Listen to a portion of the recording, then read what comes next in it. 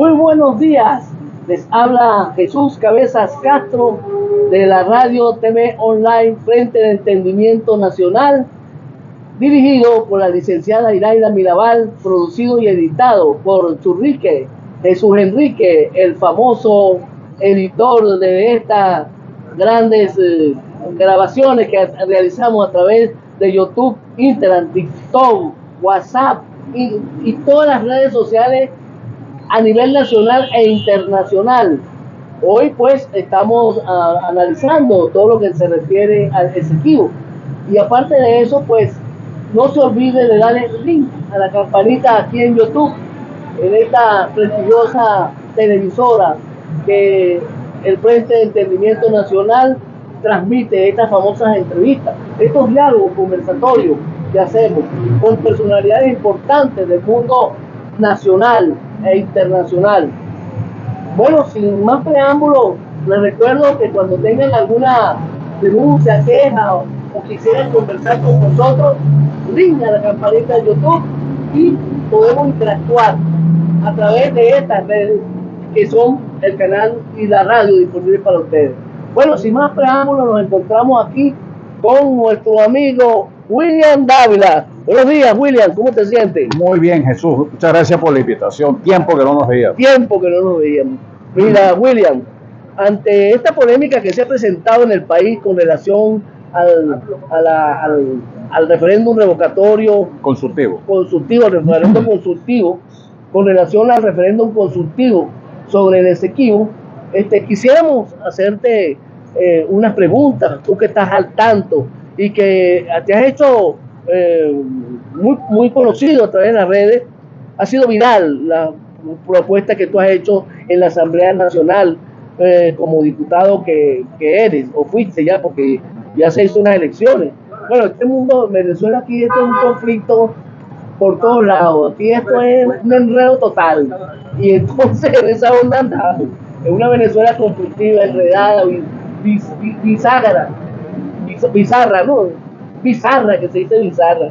Bueno, sin más preámbulos, vamos a oír a nuestro amigo William Dávila. William, ¿qué opinas tú del referéndum consultivo sobre el territorio venezolano? ¿Es o no es venezolano? ¿Es de Guyana? ¿De quién diablos es? ¿De Estados Unidos? ¿De Inglaterra? ¿A quién le pertenece? Porque está jugando el globalismo progresista internacional de los países que están en juego también en mirando la riqueza de la soberanía que tiene nuestro territorio. Bueno, Jesús, el Esequibo es nuestro y punto. El Esequibo es nuestro y ya.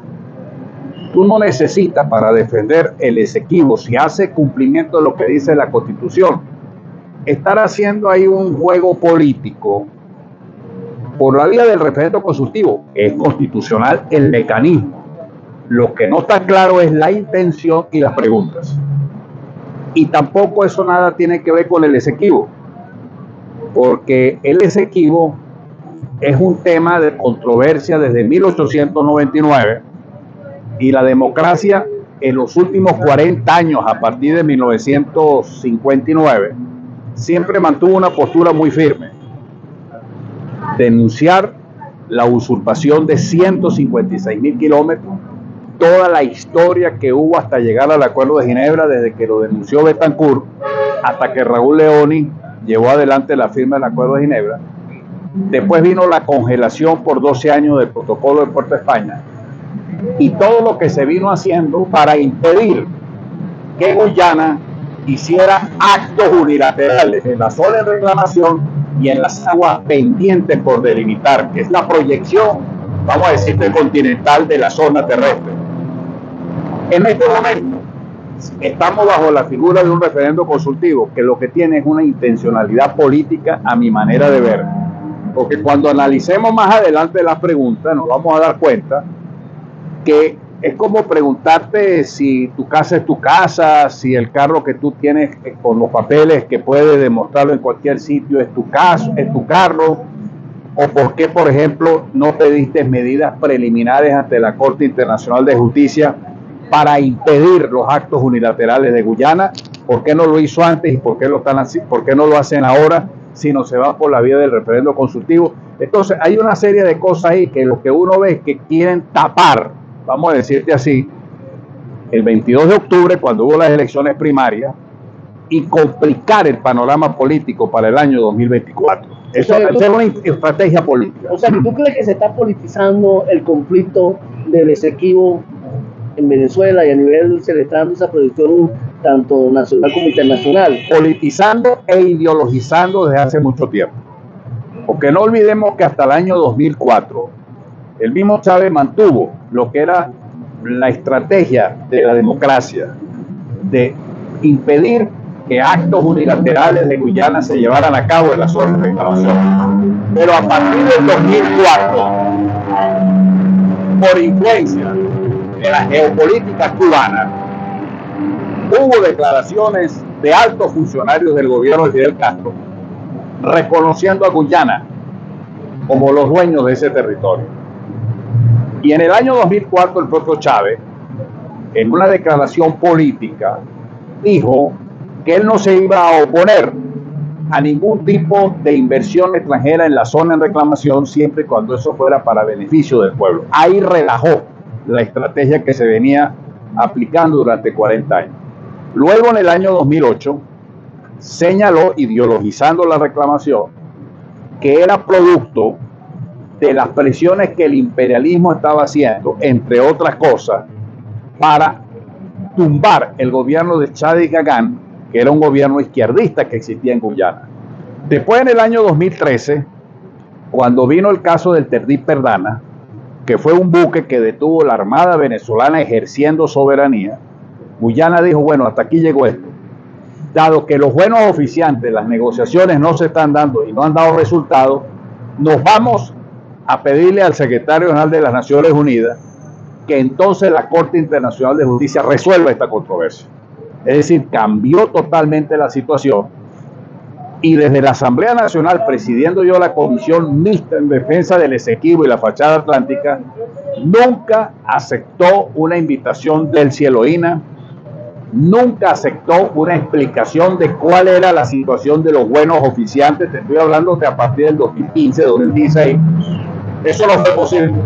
Ellos encerraron la información, no marcaron, a mi manera de ver, a los dos secretarios generales de las Naciones Unidas, Ban Ki-moon y Antonio Guterres, en términos futbolísticos, no marcaron, para impedir que desde las Naciones Unidas se remitiera el caso a la Corte Internacional de Justicia. Es decir, faltó habilidad diplomática y política, sino que dejar pasar, dejar hacer, por razones de política internacional, porque había de por medio el apoyo de CARICOM en la OEA.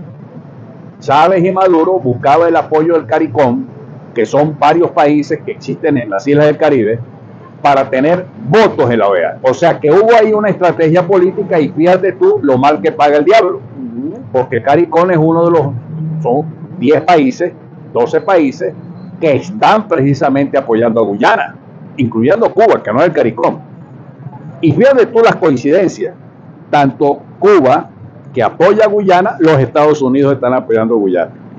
Entonces, hemos perdido el sentido nacionalista de la reclamación. O sea, no ha habido una estrategia política definida por parte de estos 22 años que hemos tenido del régimen chavo madurista de defender lo que es nuestro, sino que lo llevaron a una situación política, y ahorita le están buscando el tinte electoralista. Porque tú te pones a ver más adelante esas preguntas, eso no resuelve la reclamación, porque ya el caso está en la Corte Internacional de Justicia. Y tú te puedes preguntar, ¿y por qué llegamos a la Corte Internacional de Justicia? Por inoperancia, por falta de inteligencia, por falta de diligencia, por decirlo así, de parte de Maduro, que dejó que eso corriera. No hubo un buen asesoramiento, a mi manera de ver, y nos dieron palo en la misma Corte Internacional de Justicia en el año 2020, cuando se declaró competente para conocer el caso de la controversia. Mira, William, el Frente de Entendimiento Nacional está claro, restiado con la defensa del territorio venezolano. Nosotros estamos indagando y estamos conversando con gente de las academias, de los estudiosos de la historia, y así también estamos conversando con todos los sectores representativos del país y en este caso con el sector político representado por el amigo William Dávila, y donde nosotros no estamos de acuerdo con que se politice, ni se busque la forma de generar un conflicto de polarización entre venezolanos que están con el régimen, con su posición de su referéndum y sus 5 preguntas, e inclusive con chantaje del nacionalismo para acudir el 3 de diciembre a esa convocatoria electoral del referéndum, o con aquellas oposiciones que también han generado un poco de conflicto y de controversia cuando dicen que bueno, que sí, pero que no vaya, pero que sí vamos a ir al referéndum, pero que no vamos a ir, pero que lo que se está buscando es que se politice, se crea clientelismo político de lado y lado, clientelismo político, populismo, mesianismo, el salvador de la patria, ¿no? Entonces, tenemos en puertas unas elecciones del 2024.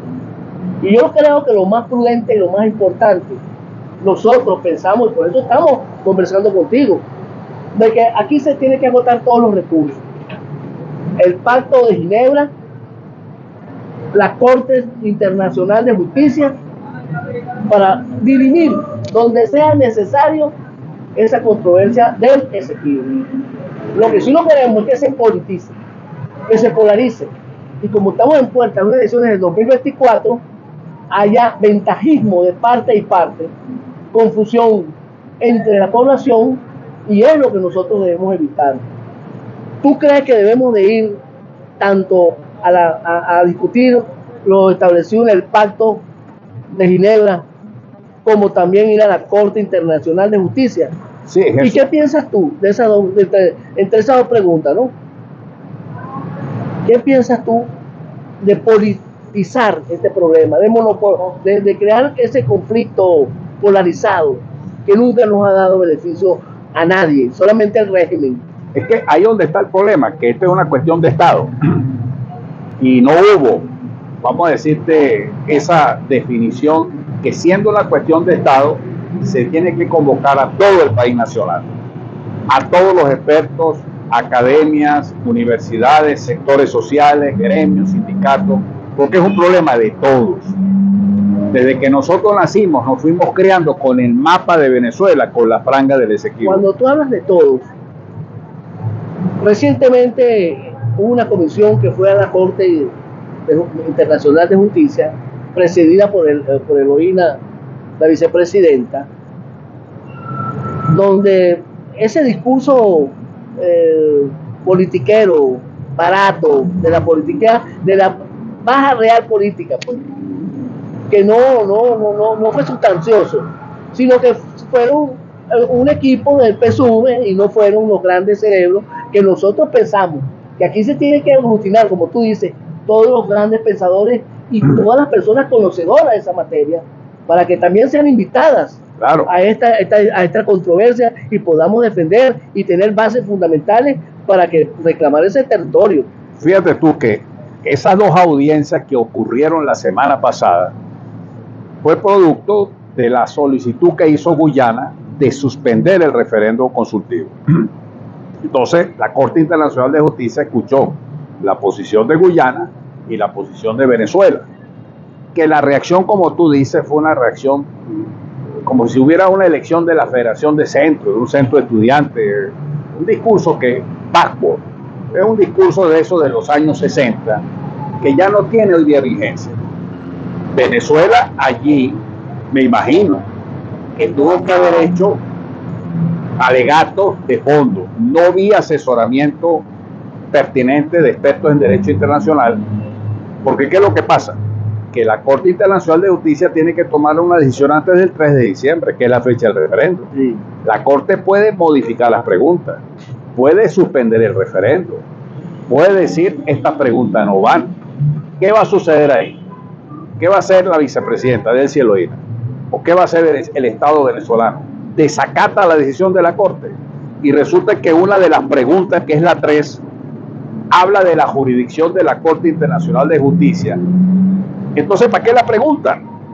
Y al mismo tiempo, ¿para qué fue la vicepresidenta de la Corte Internacional de Justicia si están haciendo una pregunta en función de ver si la Corte tiene competencia o jurisdicción para analizar el caso y decidir sobre el caso, o después ya en el 8 de abril del 2024 es cuando se presenta la contrademanda, pero en este caso concreto sobre el referendo consultivo. Entonces son esas contradicciones politiqueras. Hay una cosa ahí que está en la palestra pública, que es que dice que se está aprovechando la consulta para aglutinar la data que carece el Consejo Nacional Electoral para ir al proceso del 2024 y ellos manejar a su antojo esa data. Aparte de eso, también se dice de que la Constitución establece que es responsabilidad del poder Estado la seguridad y la defensa del territorio venezolano. La competencia del presidente y la política exterior. Exacto. ¿Por qué tienen entonces que crear ese conflicto y esa confusión involucrando a la población que de una u otra forma la Constitución establece, pero en sus momentos áridos de conflicto entre países, conflictos bélicos, pero ahorita quieren crear una motreto, un circo, una payasada, lo llamo yo, con esto de que vamos al referéndum, cuando tú dices que las decisiones se toman en la Corte Internacional de Justicia. Ya está en la Corte. No va a ir la gente ahí con pitos, maracas y bandera allá a Guyana. Por eso digo yo, Jesús, es un tema que le dieron connotación política. Porque ¿qué están buscando en el fondo? Cuando dicen en la última pregunta de crear el Estado de la Guayana Esequiba, etcétera, y al mismo tiempo cedular a los esquivenses que están en Azola. O sea, como dijo alguien, son 100 y pico mil las personas que están allí, pero hay 6 millones de venezolanos por fuera que no pueden votar. ¿Te fijas tú las contradicciones? Sí. Bueno, ahí hay un problema, porque hay que entender que nosotros estamos en este momento en la Corte Internacional de Justicia, según los expertos juristas de la materia, porque el mismo Acuerdo de Ginebra, en el artículo 4, remite al artículo 33 de la Carta de las Naciones Unidas. Y la Carta de las Naciones Unidas dice, entre otros medios, el arreglo judicial, que fue lo que hicieron los dos secretarios generales de las Naciones Unidas y el último buen oficiante, Nylander, que por cierto es el que coordina por Noruega las cooperaciones en México, remitieron el caso a la Corte Internacional de Justicia. Entonces, ahí es donde está la contradicción. ¿Acaso quieren malvinizar la situación? No olvidemos lo que pasó con la malvinización en Argentina. Crearon una guerra. La guerra de la Malvinas. Pueden crear un ambiente hostil para suspender las elecciones con un estado de conmoción nacional. Y crear un estado de excepción. Claro. Y que permanecer en el poder. Inclusive. Eso es lo que yo veo que está en el medio, porque ¿qué otra cosa? Vas a anexarte los 156.400 kilómetros que están en posesión de Guyana. Porque esa es la realidad. Los guyaneses están en posesión de ese terreno. Entonces, cuando tú dices que estamos de acuerdo entonces en crear el Estado Guayana Esequiba, ¿y cómo lo creas y cómo lo conformas? ¿Le vas a mandar la fuerza militar? ¿Lo vas a anexar? De allí que Guyana entonces se ha adelantado y entonces ha dicho, bueno, señores, esta es una promoción de la agresión, esta es una amenaza. Por lo tanto, se aplica el Estatuto de Roma como un delito de lesa humanidad, el delito de agresión. Venezuela, el Estado venezolano, en vez de defender los intereses nacionales en la Corte donde se está dirimiendo el problema, lo que ha hecho es generar un discurso politiquero. Hay que ir a la Corte. Claro, estamos en la Corte. Y defender el pacto de... Estamos en la Corte. El Acuerdo de Ginebra nos remite a la Corte, básicamente. El Acuerdo de Ginebra sigue siendo un instrumento válido. A lo mejor la Corte pudiera decidir, bueno, mire, vamos a remitir el caso a que las partes se pongan de acuerdo y negocien. Ojalá pudiera ser así. Eso ya para el año 2024. Porque no olvidemos, fíjate esta cronología. En diciembre del 2020, la Corte se consideró competente para conocer de la demanda que nos había hecho Guyana en abril del 2018. Entonces, ya la Corte resolvió el problema, ella es competente. O sea, ¿cuál es la discusión de esa pregunta? ¿Está de acuerdo en que la jurisdicción de la Corte exista? Pues eso ya está resuelto, ¿ya? Es decir, ya está en la Corte. Está en la Corte. Ya, ¿qué va a resolver? Te vas a salir de la Corte, te vas a salir de las Naciones Unidas. Después vino, en el año 2023, este año que está corriendo, la Corte decidió por segunda vez, ya haciendo uso de su competencia, por una excepción de inadmisibilidad que solicitó Venezuela, que no podía conocer la Corte la demanda de Guyana contra Venezuela porque tenía que ser tomada o tenía que citarse a la Gran Bretaña, porque era la que había firmado el Acuerdo de Ginebra. La Corte consideró que no podía tomarse en consideración ese alegato, dado que Guyana, como colonia en ese momento, aparece en el Acuerdo de Ginebra, y después posteriormente la independencia de Guyana se demora un rato, precisamente por las negociaciones que surgieron por el Acuerdo de Ginebra, y ya después se dio la independencia de Guyana, que Venezuela nunca se opuso. Todo lo contrario, Venezuela no se opuso a la independencia de Guyana ni a la presencia de Guyana en la OEA. Entonces, ¿qué sucede allí? Que ya el caso de la jurisdicción no es una discusión. Eso está en la Corte Internacional de Justicia. Mira, te está planteando, tenemos un sistema de gobierno que no está bien definido. Unos dicen que es una dictadura, otros dicen que es una tiranía, otros dicen que es una oclocracia, otros dicen que es una cactocracia, otros dicen de todo, pues. Dicen el país de Narnia, dicen de todo de Venezuela. No se sabe qué régimen es el que gobierna en Venezuela. No hay una confusión total. Lo que sí sabemos es que hay una corrupción profunda y han destrozado el país. Eso es lo que nosotros sabemos por los momentos. Sin embargo, este problema, que es un problema de nuestro terruño, de nuestro patrimonio, de nuestra nación, Estado, soberanía, riqueza del país, que es la que hay que defender. Claro. Muchas personas dicen que ante esta situación de este gobierno, de este régimen, que tuvo suerte, por cierto, en el diálogo de México, que prácticamente fue reconocido Maduro como presidente y le dieron unas bendiciones para las sanciones, el bloqueo. Bueno, el hombre salió fortalecido de ese diálogo. Y entonces resulta que hoy en día está aprovechando esa coyuntura para buscar afianzarse en el poder, prolongar su poder, su mandato. Lo vimos anteriormente, ¿no? Se está creando una condición ahí para mantenerse. Ahora, mucha gente dice, ¿por qué no tratamos y le decimos y le pedimos a la Corte? Ya están pidiendo a la Corte, ya han hecho escritos y firman varios grupos venezolanos para que se suspenda y se posponga una vez hechas unas elecciones donde sabemos que el 91%, según las encuestas, no está de acuerdo con este gobierno, y que este gobierno prácticamente unas elecciones ultra limpias, transparentes, auditables, verificables, pierde de calle. Es un buen punto. Pierde de calle. Es un buen punto. Entonces, eso te voy a plantear. ¿Por qué la gente está planteando eso? Pues vamos a hacerlo después de la elección. No, es que es un buen punto. Es un nuevo gobierno. Fíjate tú. Yo he presidido la Comisión en Defensa del Esequibo desde el año 2017, desde la Asamblea legítima electa en el 2015. Nosotros sacamos un libro de 1000 páginas. Nosotros hemos sacado 9 acuerdos.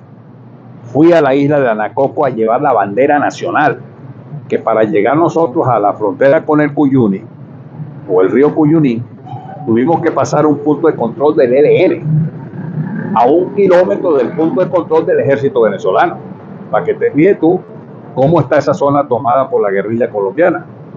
Y fuimos allá a llevar la bandera nacional como un acto de soberanía a varios diputados. Yo presidí esa comisión. Eso fue en el año 2018. Nunca nos pararon, vamos a decir así, por parte de Ciolaína, nunca nos recibió, nunca fue a la Asamblea Nacional a explicarnos todas las cosas. Y ese punto que tú estás diciendo, lo señalamos cuando se presentó el juicio para decidir la competencia de la Corte en diciembre del 2020. Como Venezuela en ese momento no estaba claro si iba o no, y fue un escrito como de unas 8 páginas que no lo aceptó la Corte porque fue hecho a los lamparazos. Nosotros hicimos un juicio paralelo en La Haya, la comisión con un grupo de asesores presidido por el profesor Víctor Rodríguez Cedeño. Contratamos los mejores expertos en Derecho Internacional Público, profesores de primer nivel, todo eso coordinado por el profesor Víctor Rodríguez Cedeño con una universidad en Lima.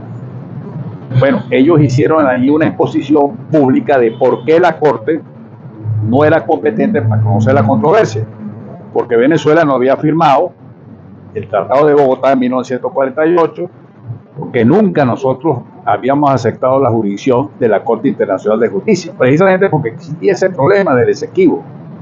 Analizándolo retrospectivamente con una visión de futuro, quienes en ese momento analizaron cuando se creó la OEA en 1948, entre los cuales estaba el presidente Betancourt, y después todo lo que se desarrolló en el transcurso de estos años, a nivel del Tribunal Internacional de Justicia, después la Corte Internacional de Justicia, etc. Nosotros allí planteamos precisamente que por qué no se ponía como una suspensión provisional hasta que en Venezuela se resolviera el problema del Estado de Derecho y surgiera un gobierno electo en elecciones libres, competitivas, del pueblo venezolano, que nombrara un presidente, eligiera un presidente por vía del sufragio directo. Democrático. Exacto. Eso lo planteamos nosotros. No hubo una respuesta. Sin embargo, de ese juicio en La Haya, que se lo mandamos después en un libro a cada magistrado de la Corte Internacional de Justicia en inglés y en español, sirvió de base para que 4 magistrados de la Corte salvaran el voto y 2 dieran una decisión no muy clara, una opinión muy clara. Sin embargo, la Corte decidió allí en el 2020, como ya lo he dicho, que era competente para conocer casos. Pero hicimos actos de presencia por una vía que nuestros asesores nos sugirieron, que si como la Asamblea y el Gobierno interino no era reconocido por la ONU, y la Corte Internacional de Justicia es el brazo judicial pues, de la ONU, el mismo estatuto de la Corte Internacional de Justicia permite que tú puedas hacerle llegar a la Corte opiniones y criterios sobre un caso particular. Eso fue lo que nosotros hicimos, por ahí nos fuimos y eso tuvo resonancia. Eso no lo hizo el gobierno, eso no lo hizo Maduro. Por ejemplo, los actos unilaterales que Guyana ha venido haciendo en el transcurso prácticamente a partir del 2013-2014, el gobierno pudo haber hecho lo siguiente: haber solicitado unas medidas preliminares. Todavía está a tiempo de solicitar unas medidas preliminares ante la Corte Internacional de Justicia para impedir que Guyana siga, como recientemente, la semana pasada, volvió a dar concesiones en la zona en reclamación de un conjunto a unas empresas petroleras la posibilidad de explotar y explorar petróleo. O sea que prácticamente este juego es la riqueza del país, porque el mapa de Venezuela, de la Capitanía General, aparece en la independencia, toda la Constitución. Aparece el mapa de Venezuela, donde aparece el Esequibo, que es territorio venezolano, y una parte también se la ha quitado Colombia. Claro. No hay que olvidarse de eso, ¿no? Los monjes, ¿te acuerdas? Bueno, entonces fíjense, aparte de eso, en definitiva, sabemos que hay que votar todos los recursos, pero con este gobierno picarongo, no se sabe a qué atenerse uno. Entonces, ¿hay que ir o no hay que ir a la Corte? Claro, estamos en la Corte. Ya eso es inexorable, estamos en la Corte. Esa es la respuesta de nuestro amigo William Dávila, que ha hecho bastante por el Esequibo y como ustedes lo oyeron, lo acaban de oír, ha participado activamente en defensa del territorio. Y todas aquellas personas que no estén de acuerdo con ese Esequibo, ¿qué piensas tú que le harán? Que la tratarán de antipatriota, anti no sé qué. Bueno, déjame decirte una cosa, Jesús. El voto en Venezuela no es obligatorio, primero. Segundo, ahí hay una cuestión también de esas preguntas que te encallejonan. La gente no está al tanto de cuestiones tan específicas, que si el Acuerdo de Ginebra, que si esto y lo otro, son materias de mucha especialidad. Pero llegan a consultarle a los venezolanos: ¿estás de acuerdo con el Acuerdo de Ginebra? ¿Estás de acuerdo con salirse de la Corte? Por Dios, pues. Algunos dirán, bueno, yo soy un funcionario público y para evitarme una vaina, precisamente, pero no me la palabra, voy a votar. No, tranquilo, William. Ahora, estamos en vivo y en directo. Yo lo que sí te puedo decir, el voto en Venezuela no es obligatorio. Si usted quiere votar, entonces no vote por unas preguntas que son innecesarias, porque al momento de tú decir que si va a salir de la Corte Internacional de Justicia, ¿para qué carrizo fue del cielo a la Corte? Que si vamos a crear el Estado de Guyana, ¿cómo lo vas a crear? ¿Cómo lo vas a materializar? que si estás en contra de que siga Guyana haciendo actos unilaterales, ¿y por qué no aplicas unas medidas preliminares? ¿Por qué no las solicitas en la Corte? O sea, son cuestiones simplemente que te inducen a pensar que es una estrategia política. Sí, además, perdóname que te interrumpa. Mira, pueden votar 50 millones de personas. Acuérdate que ellos controlan el CNE. Pueden poner la respuesta que les dé la gana. Eso no va a tener efecto a nivel de la Corte Internacional de Justicia, porque vaya a Venezuela o no vaya a Venezuela, se retira o no se retira, el juicio sigue. Exacto. Y ahí es donde tienen que prepararse para defender los intereses nacionales. Ahora una cosa, ¿tú crees que estos países interventores, como Cuba, Rusia, China, Irán, otros países, específicamente de Cuba y de Estados Unidos, que están en juego la vaina y la comunidad europea, estos países, y los países sancionadores como Estados Unidos, como la Unión Europea, interventores sancionadores? Pues resulta que hay acuerdos bajo la mesa de estos países del globalismo progresista mundial con Maduro, lo reconocen, no lo reconocen, los sanciones, es un enredo. O sea, nosotros pensamos que hay una hipocresía en el Frente de Entendimiento Nacional, hay una hipocresía política mundial que no ve la situación crítica grave que atraviesa el pueblo venezolano, sino que lo que ven son puros intereses y en las riquezas y la soberanía que se quieran aprovechar y apoderar de ella. Hay visto el caso, como tú mismo lo dijiste, de Guyana, donde hay grandes concesionarias internacionales explotando el petróleo, las riquezas de ese sector, y sin embargo, bueno, tú ves que hay un doble discurso. ¿Qué opinas tú de eso, para ir cerrando y finalizando? Es que, Jesús, eso es lo que ha dado pie a que esos gobiernos populistas de izquierda estén cayendo como un castillo de naipes. Pasó ahorita en Colombia. Petro perdió todas las gobernaciones y alcaldías. Pasó en el Ecuador. Mira lo que acaba de pasar en Argentina con Milei. Puede pasar en Chile. Lula ha sido más inteligente, se ha sabido manejar, porque la gente se cansó de ese discurso populista que ofrecen, como en este referendo, puras expectativas, puro engaño, mientras la gente se sigue muriendo de hambre con una emergencia humanitaria. Entonces, los grandes intereses geopolíticos están detrás de los intereses petroleros de Guyana. Entonces, como te dije al principio del programa, se unen Cuba y los Estados Unidos. Y entonces, ¿dónde queda ese discurso revolucionario de aquí de Venezuela cuando uno de sus socios principales que mantiene este régimen está unido con los Estados Unidos para tratar de quitarnos el Esequibo a nosotros? Bueno, fíjate tú lo que está pasando en España. ¿Cómo no? Invitieron a Pedro Sánchez, pero mira la maraca de manifestaciones que hay por todos lados todavía, que eso nunca lo había visto yo, porque generalmente cuando un presidente gana las elecciones se desactiva la emoción de la oposición. En España lo contrario. Entonces, porque la gente se cansó, Jesús, del discurso populista, se cansó de que la sigan engañando. Eso está ocurriendo aquí en Venezuela. Con el referendo lo que hay es una burda manipulación, una tendencia engañosa por parte del régimen de Maduro para mantenerse en el poder y seguir engañando al pueblo.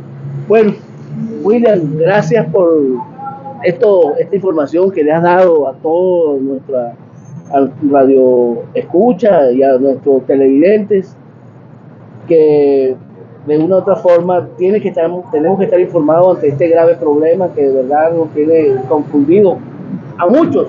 Nosotros estamos claros, nosotros estamos claritos. Y bueno, no nos queda más que decirle que el país, ante esta grave crisis que atraviesa, está más pendiente de sus problemas del hambre, la miseria, la pobreza, de cómo conseguir la comida, cómo conseguir los recursos para poder alimentarse, para mantener a su familia, el problema de los servicios públicos que están deteriorados, no hay agua, no hay luz, no hay gas, no hay nada. Y cada vez nosotros vivimos en un ambiente de desesperanza, de desilusión, de frustraciones. No podemos entonces, no nos queda más otra cosa que seguir en la lucha. Y el Frente de Entendimiento Nacional ha presentado una candidatura presidencial Y aparte de eso, se basa en el principio de la unidad superior para lograr la Venezuela posible y necesaria, buscando el consenso de todos, en unidad de todos. El acuerdo tiene que ser de todos. Y estamos tratando de evitar, de buscar la manera de que los sectores, la polarización, la sectorización de las candidaturas que empiezan a emerger, por ejemplo, la plataforma ya sacó su candidato, ahora viene la alianza, después vienen los independientes. Son 3 proyectos que hay allí importantes que se van a definir, y nosotros que estamos aspirando la candidatura presidencial, vamos a buscar la manera de que se logre un gran acuerdo en consenso para elegir lo que la gente quiere, un solo candidato que vaya a competir con este régimen y que nos dé garantía de triunfo y de confianza, porque necesitamos de todo para gobernar y sacar este país de la profunda crisis en que se encuentra. Si tú tienes una última palabra que decir. No, mira, yo lo que creo es que el Esequibo es nuestro y punto, que no hay que politizar eso, que hay que estar pendiente el 8 de abril del 2024, porque es cuando se va a discutir el fondo de la materia, que no hay que hacer el juego de la politiquería barata, porque el país tiene muchos problemas, que necesitamos la unidad de todos los venezolanos. De verdad que sí hay que buscar la reactivación de la provincia venezolana, hay que seguir evitando que los jóvenes se sigan saliendo del país. Ya son cerca de 8 millones de venezolanos por fuera. La corrupción que sigue campeando. ¿Qué pasó con Tarek El Alzano? Bueno, estaba Pepe. 24 mil millones de dólares que no se saben de Carrizo están. Bueno, mi amigo, nosotros somos amigos. Y en este conversatorio tuvimos bastante. ¿Qué te pareció? No, muy bueno, lo felicito de verdad. Bueno, les habló Jesús Antonio Cabezas Castro. Vean nuestra programación por Facebook, TikTok, Instagram, Telegram, WhatsApp y todas las redes nacionales e internacionales. Y no se olviden que somos un aliado del diario El Nacional. Las informaciones que nosotros recabamos como las más sustanciosas del acontecer nacional lo tiene el diario Nacional, patrimonio histórico de la comunicación en Venezuela. Entonces, y hemos sido perseguidos y nos han acosado, y etcétera, etcétera. Pero aquí estamos, dando la batalla, dando la pelea por la libertad, la democracia, la soberanía, la dignidad, el Estado de Derecho, y con nuestros amigos, que gracias a uno como el amigo William Dávila ha sido también acosado, perseguido, ofendido y también ha sido un gran luchador en defensa de la democracia y la libertad. Bueno, William, se acabó este programa, ¿vale? Así es, ¿no? Podemos seguir. ¡Chao, Venezuela!